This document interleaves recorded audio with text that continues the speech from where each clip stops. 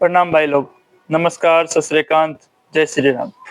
आज देखो हम लोग का नया सेटअप है।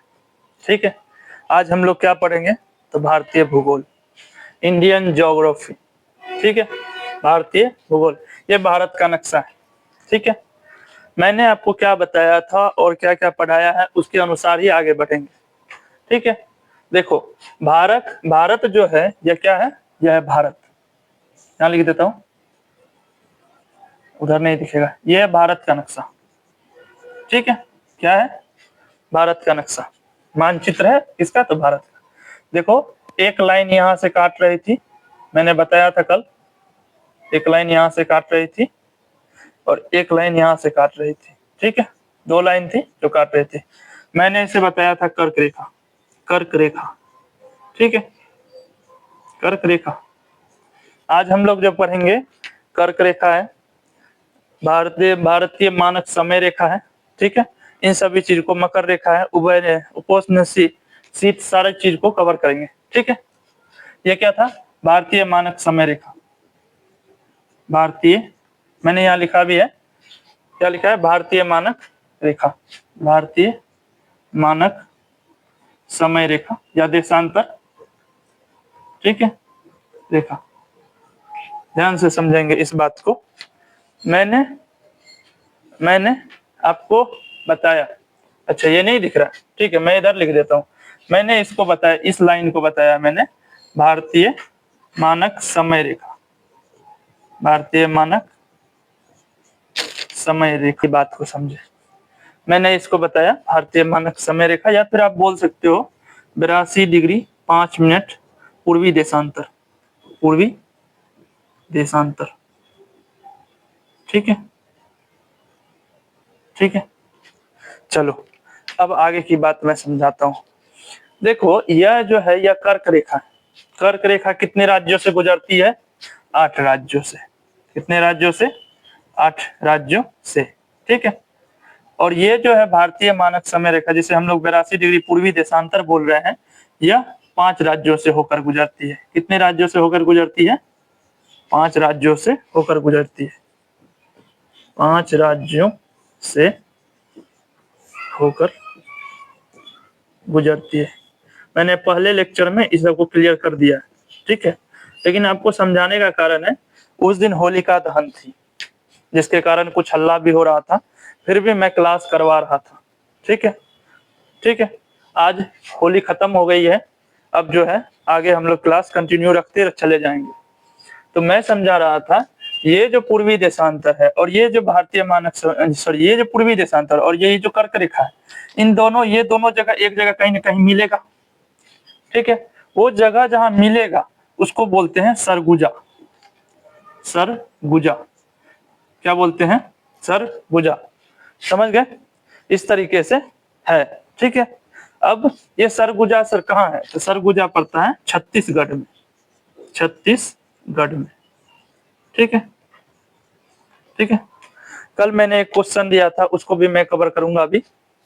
मैंने आपको बताया था भारत के उत्तर से दक्षिण तक की कुल लंबाई या पूर्व से पश्चिम तक की कुल लंबाई का अंतराल, ये मेरा सवाल था। ठीक है, मैं लिख दूंगा अभी। देखो अभी आप लोग समझ गए, ये जो पूर्वी देशांतर और ये जो कर्क रेखा, ये दोनों जहां पे मिलेगी वह सरगुजा छत्तीसगढ़ में पड़ता है। कर्क रेखा कितने राज्यों को काटती है, 8 राज्यों को। भारतीय मानक समय रेखा, जिसको 82 डिग्री 5 मिनट पूर्वी देशांतर बोलते हैं, वह कितने राज्यों से होकर गुजरती है, 5 राज्यों से। क्लियर हो गए हम लोग, ठीक है। अब देखो मैंने यहाँ लिखा है कुछ, 2 उभयनिष्ठ राज्य जो भी हैं, जिनसे होकर कर्क रेखा व भारतीय मानक समय रेखा दोनों गुजरती है, वह कौन कौन से हैं। ठीक है, अब देखो भारतीय मानक समय रेखा, कर्क रेखा दोनों से गुजरेगी। पहला तो छत्तीसगढ़ होगा, तो ये नंबर 1 क्या होगा, छत्तीसगढ़। छत्तीसगढ़, ठीक है, छत्तीसगढ़ होगा। दूसरा सर एमपी होगा, एमपी मतलब मध्य प्रदेश। दूसरा क्या हो जाएगा, एमपी हो जाएगा। ठीक है, यहाँ मैंने लिख दिया था छत्तीसगढ़, इसलिए पहला छत्तीसगढ़ है और दूसरा हमारा क्या है, एमपी है। ठीक है, तो ये भारत का नक्शा है। अब हम लोग को जो है कर्क रेखा और मकर रेखा समझने के लिए और इक्वेटर समझने के लिए पूरा पृथ्वी का मानचित्र बनाना पड़ेगा। ठीक है, तब हम लोग अच्छे से समझ सकेंगे। अभी जो मेन गप थी, कुछ कुछ महत्वपूर्ण गप बातें, वो मैं आपको समझा दिया हूँ। कर्क रेखा और भारतीय मानक समय, अभी मैं डिटेल करूंगा। इस जगह को सरगुजा छत्तीसगढ़ कहते हैं, ठीक है। 5 राज्यों से कर्क रेखा, सॉरी, भारतीय मानक समय रेखा 5 राज्यों से और कर्क रेखा 8 राज्यों से होकर गुजरती है। किन 8 राज्यों से होकर गुजरती है, ये सभी बातें मैं अभी बताऊंगा, ठीक है। आप इनको देख लिए। 2 उभयनिष्ठ राज्य है जिनसे होकर कर्क रेखा व भारतीय मानक समय रेखा दोनों गुजरती है। ऐसा 2 राज्य हैं जिनसे होकर कर्क रेखा भी गुजरती है, भारतीय मानक समय रेखा भी गुजरती है। वो कौन सा है? तो वो छत्तीसगढ़ और मध्य प्रदेश है, ठीक है। ये नहीं दिख रहा था इसलिए मैंने यहाँ लिखा भारतीय मानक रेखा, समय रेखा, एक ही बात है। 82 डिग्री 5 मिनट पूर्वी देशांतर, ठीक है। चलो अब मैं इसे मिटाता हूँ, अब आगे लिखाएंगे। रुको, आप लोग पहले इसे उतारो। चलिए भाई लोग, अब आगे बढ़ते हैं, हमारा क्लास आगे चला। देखो, ये हमारा पृथ्वी है जिसको हम लोग अर्थ बोलते हैं, ठीक है। ये हमारा पृथ्वी है। देखो, पृथ्वी के बीच से जो एक लाइन काटे, ये लाइन कोई काट नहीं रही है, ये एक काल्पनिक रेखा है, ठीक है।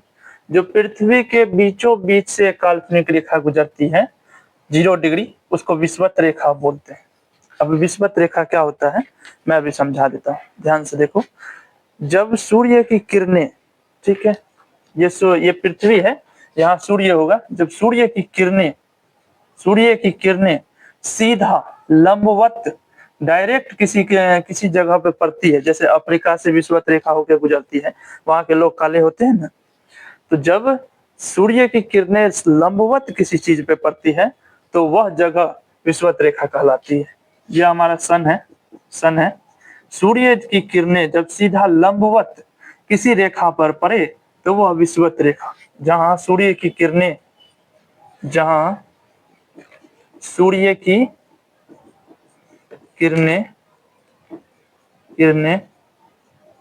लंबवत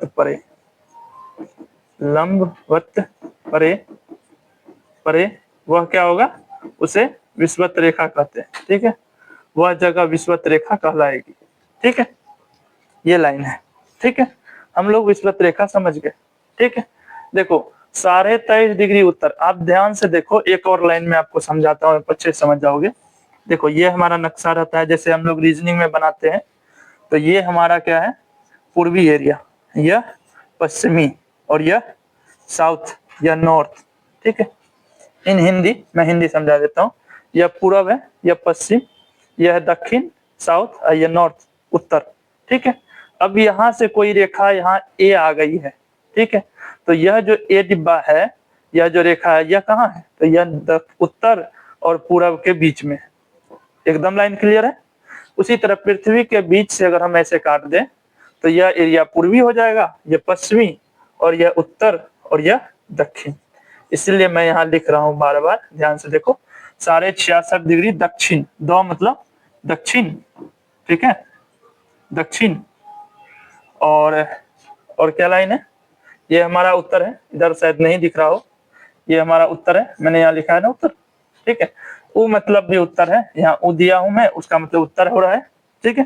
देखो, 0 डिग्री एंगल मतलब यह विषुवत रेखा है, और यह ध्रुव जहां बनता है, जो जगह पे ध्रुव बनता है वह 90 डिग्री होता है, ठीक है। यहाँ पे उत्तर 90 डिग्री बनेगा, समझ गए। देखो, अब यहाँ जो है यह 0 डिग्री का कोण विषुवत रेखा हम लोग समझ गए हैं। विषुवत रेखा 0 डिग्री से 23.5 डिग्री के कोण पे जो बनाएगा, ये जगह, इसको बोले, यह जो लाइन है, इस लाइन को क्या बोलेंगे? कर्क रेखा, ठीक है। यह हमारा क्या है? कर्क रेखा, ठीक है। दूसरा, यह लाइन जो है, यह जो 23.5 डिग्री दक्षिण बनाएगा, इसको हम लोग क्या बोलेंगे? मकर रेखा, ठीक है, समझ गए। और यह जो सीधा नीचे आ जाएगा, यह ध्रुव है, ऊपर चला गया तो वह भी ध्रुव है, 30 डिग्री के एंगल पे बनाएगा। जैसे मान लो यह पूरा पृथ्वी का 23.5 डिग्री बनाया, तो इसको हम लोग क्या बोलेंगे? कर्क रेखा। ये यहाँ से यहाँ तक का बीच का ये है लाइन, ठीक है। ये जगह जो है, इस जगह को हम लोग क्या बोलेंगे? तो इस जगह को हम लोग बोलेंगे, यहाँ पे मैं लिखता हूँ, इसको बोलेंगे उपोष्ण कटिबंध, ठीक है, क्या बोलेंगे, उपोष्ण कटिबंध। ठीक है, अब देखो यहां से यहां तक, इसमें भी अगर ऐसा बोले कि यहां से यहां तक जब 30 डिग्री का बनेगा तो इस जगह को क्या बोलेंगे, तो इस जगह को भी बोलेंगे उपोष्ण कटिबंध। हम लोग समझे इतना बात को। इसके आगे हम फिर से समझाते हैं। पूरा पृथ्वी, मैं एक बार फिर से रिपीट कर देता हूं, आपको अच्छे से समझ में आ जाएगा। यह पूरा पृथ्वी था, अभी है, पूरा पृथ्वी है हमारा, ठीक है, जो अर्थ बोलते हैं इन इंग्लिश। ठीक है, अब जो है हम लोग काल्पनिक रेखा खींचे, यहाँ से काल्पनिक रेखा आया जो 0 डिग्री का एंगल बना रहा है, जिसको हम लोग विषुवत रेखा बोले। इससे थोड़ा ऊपर 23.5 डिग्री का एंगल बनाया, जिसको हम लोग कर्क रेखा, और नीचे से अगर बनाएगा तो वह मकर रेखा। 30 डिग्री के एंगल पे बनाया तो हम लोग उसको क्या बोले, ये क्या है, यहाँ से उपोष्ण कटिबंध। ठीक है, और मैं यहाँ खींच दिया, इसको थोड़ा मिटा दो, अच्छे से दिखेगा। ठीक है, ये यहाँ से आया, ये जो लाइन है, ये 23.5 डिग्री से 30 डिग्री का जो जगह बना रहा है उसको बोल रहे हैं उपोष्ण कटिबंध। आपसे पूछेगा कि 23.5 डिग्री से 30 डिग्री के एंगल पे जो बनती है उसको क्या बोलते हैं, तो वह उपोष्ण कटिबंध कहलाता है। ठीक है, अब यह 66.5 डिग्री से यह है 90 डिग्री, यहाँ क्या है 90 डिग्री। अब यह जो जगह है यह क्या कहलाएगा, कोई किसी को मालूम है तो बताए। ठीक है, यह जो जगह है इसको कहते हैं, यहाँ मैं लिखता हूं, यह जो है इसको बोलेंगे उत्तरी शीत कटिबंध। ठीक है, उत्तरी शीत कटिबंध। ठीक है, उत्तरी शीत कटिबंध बोलते हैं। ठीक है, पृथ्वी का जो यह नक्शा है जो 66.5 डिग्री से 90 डिग्री के जगह को बनाते हैं उसको उत्तरी शीत कटिबंध बोलते हैं। ठीक है, 23 डिग्री से 30 डिग्री तक जो बनेगा उसको उपोष्ण उत्तरी उपोष्ण कटिबंध बोल दे या फिर उपोष्ण कटिबंध, तो आप समझिए। 23.5 डिग्री से 30 डिग्री, यहाँ पे 30 डिग्री है, यह जो जगह है यह 30 डिग्री का है, और इसको भी क्या बोलेंगे, उपोष्ण कटिबंध बोलेंगे। ठीक है, अच्छा हमको बताओ, यहाँ से जो यहाँ तक का रेखा, यहाँ से इतनी दूर की जो बनेगा जगह वो कौन सा होगा। ठीक है, यहाँ पे मैं डायरेक्ट यही लिख देता हूँ, आप समझ जाना। यहाँ से यहाँ तक की जो रेखा है यहाँ क्या बनेगा, ये पूछा जा रहा है। ठीक है, अब ये जो बीच का जगह है इसको हम लोग क्या बोलेंगे, तो इसको बोलेंगे उत्तरी शीतोष्ण कटिबंध। तो उत्तर में है, ऊपर में है उत्तरी शीतोष्ण कटिबंध। ठीक है, और नीचे रहेगा तो दक्षिणी शीतोष्ण कटिबंध। नीचे का एरिया है ये, इसको क्या बोलेंगे, दक्षिणी शीतोष्ण कटिबंध। ठीक है, दक्षिणी शीतोष्ण कटिबंध। ठीक है, अब देखो यह नीचे का एरिया जो था इसको क्या बोलेंगे, शीत कटिबंध।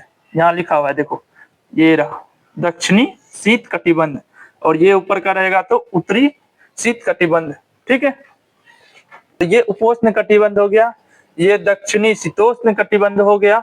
ठीक है, यह जो लाइन थी सिर्फ यह 23.5 डिग्री जो थी, यह 23 डिग्री है, 23.5 डिग्री 1/2 डिग्री, यह जो है मकर रेखा है, और यह 23.5 डिग्री कर्क रेखा है। ठीक है, चलो एक बार मैं लास्ट बार समझा देता हूँ इस पूरे बात को, उसके बाद मैं इसे थोड़ा सा मिटा के लिखूंगा, जो लिखाया हूँ उतना ही लिखूंगा।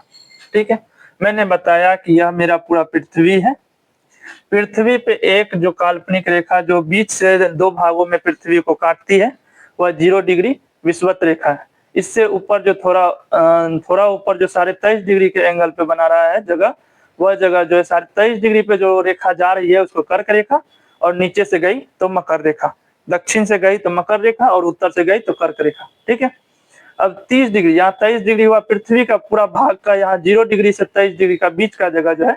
ठीक है, और थोड़ा और ऊपर गए जो ये 30 डिग्री का ये जो जगह बनाती है इसको क्या बोलते हैं, तो इसको हम लोग बोलते हैं उपोष्ण कटिबंध। नीचे अगर बनाती है तो दक्षिणी उपोष्ण कटिबंध बोलेंगे। ठीक है, अब यह बीच का जो है यह जो 30 डिग्री से है 66.5 डिग्री बीच का जो जगह बच गया है इसको क्या बोलेंगे, तो इसको बोलेंगे दक्षिणी शीतोष्ण कटिबंध, और ऊपर बनेगा तो उत्तरी शीतोष्ण कटिबंध। अब ये जो ऊपर का बच गया 66.5 डिग्री से 90 डिग्री, यह क्या बनेगा, तो उत्तरी शीत कटिबंध। ठीक है, नीचे का अगर यह एंगल बनेगा तो यह क्या बनेगा, दक्षिणी शीत कटिबंध। अब यह बीच का जो 90 डिग्री यहाँ जो कोण बनेगा वो बनेगा दक्षिणी ध्रुव, और यह उत्तरी ध्रुव। इस लाइन को आप लोग समझ गए। अब मैं मिटा के इसी बात को दोबारा लिखूंगा, लेकिन आपको भाषा के माध्यम से आपको समझ में आएगी। ठीक है, तो चलो अब इसको पहले आप उतारो, अब आगे की बातों को समझते हैं। मैंने बताया, जहां तक मैंने समझाया उसी बात को मैंने भाषा में लिख दिया। ठीक है, इसी पे आपको क्वेश्चन भी बनता है, लेकिन जो मैंने पढ़ाया आपको वही बात को मैंने लिखा है और वही बात पे क्वेश्चन भी आपका बनेगा। मैंने बताया, जहां सूर्य की किरणें लंबवत पड़े, ये तो पहले वाला ही लाइन है, जहां सूर्य की किरणें लंबवत पड़ती थी उसको विषुवत रेखा 0 डिग्री। मैंने बताया विषुवत रेखा क्या, इक्वेटर, इक्वेटर। ठीक है, अब देखो मैंने आपको बताया 23 से 30 डिग्री, यहाँ देखो, यहाँ पहले मैंने लिखा है 23.5 डिग्री कर्क रेखा, यानी भारत, ये जो पृथ्वी है जो बीच से काल्पनिक रेखा काटी है, इसके ऊपर का एरिया जो 23.5 डिग्री है, यह कर्क रेखा है। मैंने क्लियर किया। 23.5 डिग्री मकर रेखा, इसका मतलब यह जो बीच से रेखा काटी गई है उसके दक्षिण का जो एरिया है, दक्षिण का जो ये रेखा है, यह मकर रेखा 23.5 डिग्री के बीच उष्ण कटिबंध, ये जो जगह बनेगा यह पूरा क्या बनेगा, उष्ण कटिबंध बनेगा। ठीक है, 66.5 डिग्री से 90 डिग्री, कितने डिग्री से कितने डिग्री, 66.5 डिग्री से 90 डिग्री दक्षिण। अब देखो 66.5 डिग्री ये रहा से 90 डिग्री, जो कि ये ध्रुव है, पोल जिसको बोल रहे हैं हम लोग। ठीक है, यहाँ का ये बीच का एरिया की बात कर रहा है। ठीक है, तथा 66.5 डिग्री 66.5 डिग्री से 90 डिग्री उत्तर, यह 66.5 डिग्री उत्तर का है, यह भी 90 डिग्री उत्तर का है। तो ये बीच का एरिया और ये बीच का एरिया 66.5 डिग्री दक्षिण तथा 66.5 शीत कटिबंध होता है। मैंने आपको बताया था 66.5 डिग्री से 90 डिग्री यह शीत कटिबंध है, और यह भी क्या है, शीत कटिबंध है। 23.5 डिग्री से 30 डिग्री तक उपोष्ण कटिबंध है। ये देखो, ये जो बीच का एरिया था इसको मैंने आपको उपोष्ण कटिबंध बताया था, वही बात को मैंने फिर लिखा है। भारत को कर्क रेखा, ट्रॉपिक ऑफ कैंसर जो है, 2 जलवायु में बांटती है। सही बात है, 2 जलवायु में भारत को बांटती है, भारत को बांटती है, पूरा विश्व को नहीं। भारत किसी जगह पे होगा, उस जगह को जो है कर्क रेखा 2 जलवायु में बांट देती है, शीत कटिबंध और उपोष्ण कटिबंध। ये लाइन लिखने का कारण है कि मैंने आपको शीतोष्ण कटिबंध और उपोष्ण कटिबंध समझाया। ठीक है, यहाँ तक की बात एकदम क्लियर है। अब हम लोग जो है भारतीय मानक समय रेखा, कर्क रेखा, मकर रेखा, इन सभी चीजों को समझेंगे। ठीक है, और आगे बढ़ेंगे। मुख्य तौर पे ये शीतोष्ण कटिबंध क्या होता, या दक्षिणी शीतोष्ण कटिबंध कहाँ आएगा, शीत कटिबंध कहाँ होता है, ये सभी बातों को समझाने के लिए इतना बड़ा फिगर बनाया हूँ। ठीक है, तो चलो अब मैं इसको पूरा मिटाता हूँ, फिर से भारत के नक्शे की ओर बढ़ेंगे। चलिए आप लोग जो है आगे इसको उतारते हैं पूरा, उसके बाद हेलो अब आगे बढ़ते हैं हम लोग। ठीक है, मैं आपको कर्क रेखा समझा रहा हूँ। ठीक है, कर्क रेखा आज खत्म करेंगे इसको। कर्क रेखा देखो, कर्क रेखा जो है, मैंने भारत का नक्शा जब बनाया था तो उसमें 2 रेखाएं दिखाई थी ना, 2 काल्पनिक रेखा जो नीचे से काट रही थी बीच से, वही थी कर्क रेखा। ट्रॉपिक ऑफ कैंसर बोलते, कर्क रेखा बीच से काट रही थी और बीच में जो जगह बना था ऐसे करके काट रही थी ना भारत के नक्शा को, ये कर्क रेखा थी। और ये भारतीय मानक समय रेखा थी, ये जो बीच का गुजा था इसको सरगुजा बोलते, छत्तीसगढ़ में है। ठीक है, तो हम लोग इसके बारे में पढ़ रहे हैं। यह जो रेखा है यह 8 राज्यों, देयर आर 8 स्टेट, 8 राज्यों से होकर गुजरती है। भारत के 8 राज्यों से होते हुए गुजरती है कर्क रेखा। कौन कौन से राज्य हैं, तो पहला है गुजरात, नीचे में इधर से अगर आप देखो तो गुजरात तो होते हुए काटती है, इधर से राजस्थान को भी पूरा काटती है, थोड़ा सा छूती है। ठीक है, राजस्थान, एमपी, मध्य प्रदेश, छत्तीसगढ़, झारखंड, पश्चिम बंगाल, त्रिपुरा व मिजोरम। 8 राज्यों को 1 2 3 4 5 6 7 8 कर्क रेखा जो है 8 राज्यों से होकर गुजरती है। ठीक है, भारत के 8 राज्यों से होकर गुजरती है। ठीक है, तो कौन कौन से थे, गुजरात, राजस्थान, मध्य प्रदेश, छत्तीसगढ़, झारखंड, पश्चिम बंगाल, त्रिपुरा व मिजोरम। 8 राज्यों से होकर कर्क रेखा गुजरती है। एक क्वेश्चन पूछा जाता है, जो यह कर्क रेखा है वह किस राजधानी से गुजरती है, तो देखो भारत में जो है रांची जो है, इससे यही एक राजधानी है जिसको कर्क रेखा काटती है। ठीक है, अगर आपसे ऐसे नहीं पूछेगा, ऐसे पूछेगा, कर्क रेखा पर स्थित, कर्क रेखा पर स्थित, कर्क रेखा पर स्थित राजधानी कौन सी है? राजधानी, राजधानी कौन सी है? ठीक है, क्वेश्चन पूछेगा, भारत जो है वह कर्क रेखा जो है स्थित है किसी राजधानी पर, एक राजधानी का नाम लिखना है, तो आपको ऑप्शन में देगा रांची, ठीक है, पटना या आदि आदि कुछ भी दे सकता है ऑप्शन में। तो आपसे पूछेगा कर्क रेखा जो है वह किस राजधानी, वह स्थित है किस राजधानी पर, तो आंसर है रांची। ठीक है, आंसर क्या है? रांची। रांची पर कर्क रेखा, इस कर्क रेखा जो स्थित है किसी राजधानी पर, वो कौन सा है? वह रांची है। ठीक है, ये बात आप लोग समझ गए। अब आप लोग से एक और क्वेश्चन पूछेगा कि जो हमारा कर्क रेखा, अभी एक रेखा थी ना ऐसे करके, इस रेखा को कोई नदी 2 बार काटती है। ठीक है, वह कौन सी नदी है? वह कौन सी नदी है? कौन सी नदी है जो जो कर्क रेखा को, कर्क रेखा को 2 बार काटती है? कर्क रेखा को कितनी बार काटती है? 2 बार काटती है। क्वेश्चन घुमा के भी दे सकता है, नदी का नाम दे दे और पूछ दे कि कितनी बार काटती है, तो आपको बताना पड़ेगा कितनी बार काटती है, तो 2 बार काटती है। ठीक है, ऑप्शन में आपको दे गंगा, यमुना, यमुना, माही, दी दे नन या ऑल, कुछ भी दे सकता है ना उसका मन। 5 ऑप्शन दे देता है बीपीएससी ना, चौथा में दे देगा ऑल, 5वां में दे देगा नन। अब सोचो वह कौन सी नदी है? नदी का नाम दिया है गंगा, यमुना, माही, जो कर्क रेखा को 2 बार काटती है, तो वह नदी कौन सी है? माही। माही नदी जो है कर्क रेखा को 2 बार काटती है। ठीक है, कहाँ काटती है? तो भारत में। ठीक है, भारत में माही नदी जो है कर्क रेखा को 2 बार काटती है। आपसे पूछे कि माही नदी किधर बहती है, कहाँ बहती है, तो पहले आप लोग याद रखो माही नदी गिरती कहाँ है? माही नदी गिरती है खंभात की खाड़ी में। ठीक है, माही नदी कहाँ गिरती है? खंभात की खाड़ी में। ठीक है, तो गिरती अगर खंभात की खाड़ी में नीचे इधर गुजरात साइड में, तो बहती कहाँ होगी? एमपी बहती है, राजस्थान बहती है, गुजरात बहती है, आके गिर जाती है खंभात की खाड़ी में माही। ठीक है, मैंने समझा दिया, फिर से समझ लेते हैं। कर्क रेखा जो है भारत के 8 राज्यों से होते हुए गुजर जाती है। कर्क रेखा कितने राज्यों से होकर गुजरती है? भारत के 8 राज्यों से होकर गुजर जाती है। पहला है गुजरात, दूसरा राजस्थान, तीसरा मध्य प्रदेश, चौथा छत्तीसगढ़, 4 राज्य हो गए।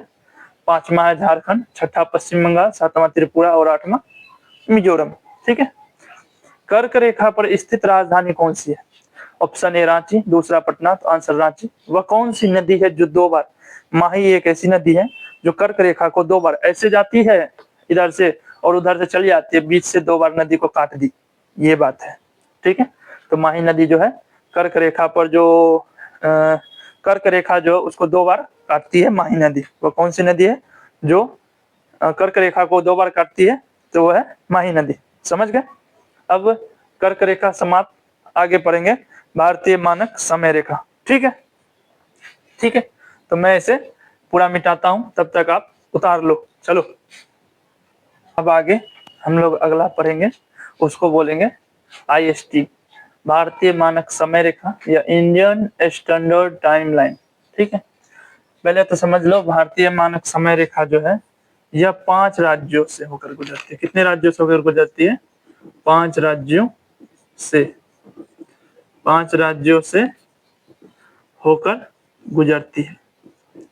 ठीक है, कितने राज्यों से होकर गुजरती है? तो 5 राज्यों से होकर गुजरती है। इस लाइन को आप लोग समझ गए? ठीक है, चलो अब आगे की बात समझाता हूँ। इंडियन स्टैंडर्ड टाइम लाइन जो है 5 राज्यों से होकर गुजरती है। कौन कौन है? तो पहला है उत्तर प्रदेश, दूसरा है मध्य प्रदेश, दिख रहा होगा आप लोग को, पहला है उत्तर प्रदेश, दूसरा है मध्य प्रदेश, ठीक है। तीसरा है छत्तीसगढ़, ठीक है। चौथा है उड़ीसा, पांचवा है आंध्र प्रदेश, ठीक है।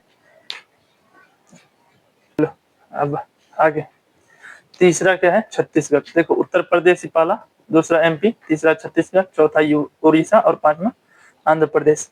कितने राज्यों से भारतीय मानक समय रेखा गुजरती है आपसे पूछेगा, तो आंसर में क्या देगा? 5। 5 राज्यों से होकर गुजरती है कौन? भारतीय मानक समय रेखा, ठीक है। अब हम लोग इसको भी थोड़ा समझ ले, आईएसटी को। आईएसटी क्या होता है सर? आपसे पूछ दे आईएसटी क्या है, तो इंडियन स्टैंडर्ड टाइम, यहाँ लिखा हुआ है, आप समझ जाना। आईएसटी क्या बोल रहे हैं? इंडियन स्टैंडर्ड टाइम, भारतीय मानक समय रेखा, ठीक है। आईएसटी भारतीय मानक समय रेखा, ठीक है। इसकी स्थापना कब हुई है? स्थापना 1 सितंबर 1947, 1947। लेकिन कब? 1 सितंबर, जैसे देश आजाद हुआ था उसके बाद ही सितंबर के मंथ में, अगस्त में आजाद हुआ है, सितंबर में इसकी स्थापना हुई आईएसटी की। इस तरह से याद रखेंगे तो याद रहेगा, ठीक है। आईएसटी किसको बोलते हैं? तो इंडियन स्टैंडर्ड टाइम। 1 सितंबर 1947 को जो है भारतीय मानक समय रेखा स्थापित हुआ है। भारतीय मानक समय रेखा जो है कितने राज्यों से होकर गुजरती है? तो 5 राज्यों से होकर गुजरती है। पहला उत्तर प्रदेश, दूसरा मध्य प्रदेश, तीसरा छत्तीसगढ़, चौथा उड़ीसा और पांचवा आंध्र प्रदेश। 5 राज्यों से होकर भारतीय मानक समय रेखा गुजरती है। एक और है अंतरराष्ट्रीय मानक समय रेखा, ध्यान से देखेंगे। अंतरराष्ट्रीय मानक समय रेखा, ठीक है। एक क्वेश्चन बना था इससे, इसलिए मैं इस लाइन को भी लिख रहा हूं। अंतरराष्ट्रीय भारतीय मानक समय रेखा, अंतरराष्ट्रीय मानक समय रेखा जो है, अंतरराष्ट्रीय मानक समय रेखा जो है ग्रीनविच समय रेखा से, किससे? अंतरराष्ट्रीय मानक समय रेखा जो है ग्रीनविच समय रेखा से, ग्रीनविच समय रेखा से 5.5 घंटा आगे से 5 घंटा 30 मिनट आगे है, ठीक है। चलो, भारतीय मानक समय रेखा के बारे में जो भी मैंने लिखाया है उस बात को पहले आप उतार लो, ठीक है।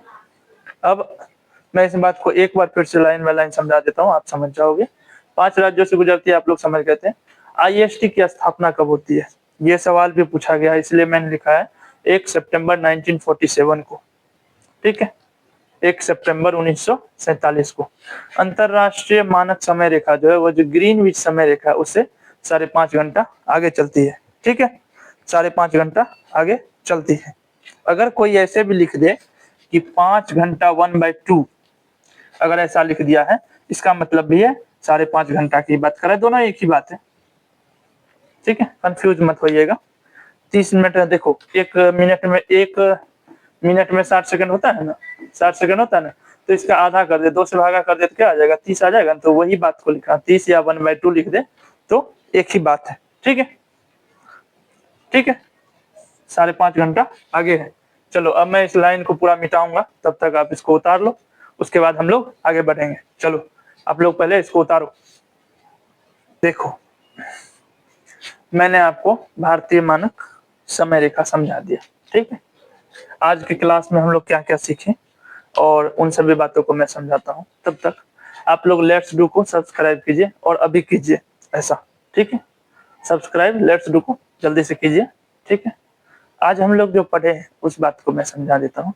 आज हम लोग पृथ्वी के बारे में, उपोष्ण कटिबंध, शीत कटिबंध या फिर उत्तर दक्षिण ध्रुव, इस सब के बारे में हम लोग जान गए। भारत के नक्शा में हम लोग भारतीय मानक समय रेखा और कर्क रेखा जो है, कर्क रेखा और भारतीय मानक समय रेखा जो है, इसके बारे में पढ़ा रहा था। कर्क रेखा को मैंने डिफाइन अच्छे से किया। इसके अलावा भारतीय मानक समय रेखा को अच्छे से डिफाइन किया। अंतरराष्ट्रीय मानक समय रेखा थोड़ा सा बच गया है, तो उसको जब मैं आगे पढ़ाऊंगा तो उसमें बता दूंगा, ठीक है। इसके अलावा उसकी स्थापना कब होती है, कर्क रेखा किस राज्य में है, किस राजधानी पर स्थित है, ये सभी बातों को मैंने खत्म कर दिया है, ठीक है। तो आज का क्लास यहीं तक रहने देते हैं, इससे आगे जो है हम लोग कल पढ़ेंगे।